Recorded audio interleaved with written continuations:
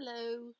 Today's story is by a fellow called Max Veldhuis. He's from Holland. He did the writing and the drawings, and his book is called The Little Boy and the Big Fish. Once upon a time, there was a boy who lived in the country with his mother, a cat, some chickens, and a cockerel. He loved to go fishing. Sometimes he caught one or two little fish, but most of the time he dreamed about catching a great big fish. Early one morning he took his fishing rod and went down to the lake to try his luck. It was a fine day, and when he reached the water's edge, he found a comfortable place, baited his hooks, and began to fish. There he is, off to the lake with his fishing rod. He waited and he waited. Would the big fish come? The water was still and the weather was just right for fishing. The sound of the humming of bees filled the air, butterflies darted about overhead, and the birds sang. A little beetle crawled towards the boy, but no fish came. Perhaps the fish were not hungry, but the boy was.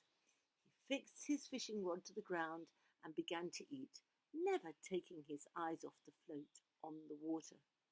He ate bread and butter and an apple and had a big drink of milk. Then he felt sleepy, so he lay down on the grass, closed his eyes, and dreamed about a great big fish. There's his float. Where's the little beetle? There's the beetle. Ha ha ha. I wonder what happens next. Suddenly, a noise awakened him. He looked for the float on the water. It had disappeared. He seized his rod and pulled, and after a long struggle, he landed a large and beautiful fish. You see, that fish is so heavy. How do you know? Because look, the fishing rod is bending. The fish is so heavy. He could not believe his eyes. He put the fish under his arm and hurried off home. On the way, he met a farmer who said, "I'll buy that fish from you. It will be just right for dinner." But the boy did not want to sell. "Nobody shall eat my fish," he replied. "I want him to live and be happy." Oh, look, there's the farmer. And there's the boy. The sun's shining brightly. Everything looks gorgeous. His mother was amazed when she saw how big the fish was.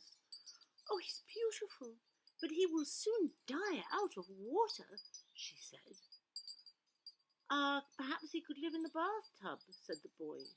Quickly his mother fetched the tub, and together they filled it with water. The boy put the fish in, but he was so large he could not move.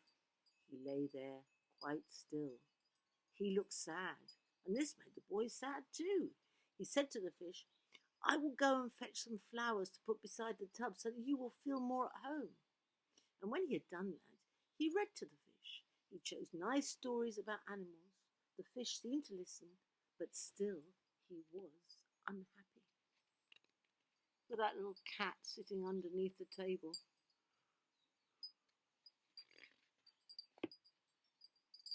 Oh, look, what a friendly boy. There's the fish in the bathtub. He's reading in books. Where's the flowers now? There's the flowers. What happens next?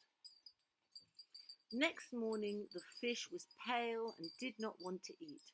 The boy, who by now loved him dearly, took him to the doctor. The doctor put him on the table and gently opened his mouth.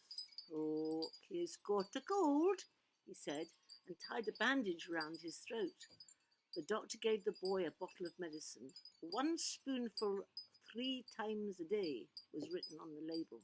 Then the boy hurried home through the town with the fish tucked under his arm. The fish had never seen a town before. The traffic and the crowds of people frightened him. but he trusted the boy. Blimey, look at that.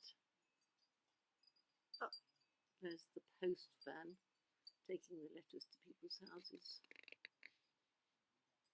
Nice picture.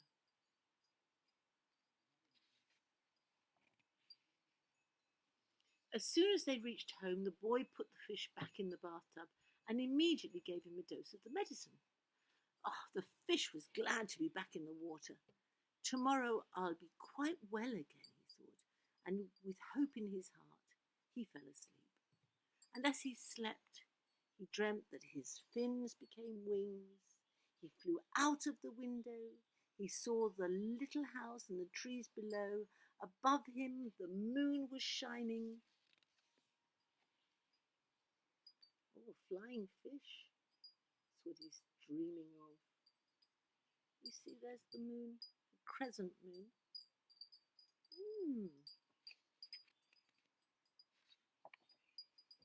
Then he saw the lake, his old home. Joyfully he flew down towards it. He felt cool water lapping around him, and he awoke, only to find that he was in the bathtub. The beautiful dream was over. Early next morning, the boy came with a bottle of medicine.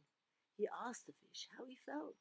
The fish looked at the boy longingly, and the expression in his eyes said, "I do not think there is anything wrong with me, but I am homesick for my lake.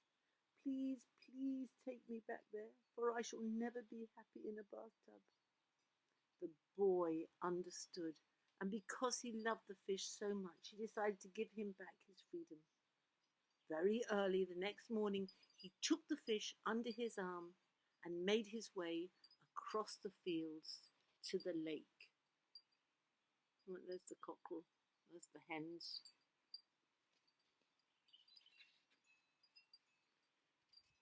At the water's edge, the boy said goodbye to his friend and put him gently into the water.